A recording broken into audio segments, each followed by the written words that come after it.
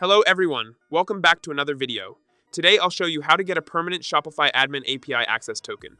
First, log into your Shopify admin. Once logged in, go to Settings at the bottom left and then click Apps. Next, select Develop Apps. If you haven't enabled custom app development yet, click Allow Custom App Development. Now, click Create an App and give your app a name that will help you identify it later.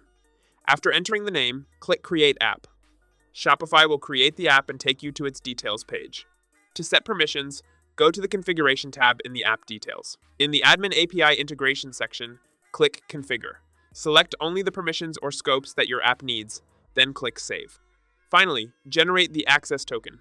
Go to the API Credentials tab, and in the Access Tokens box, click Install App.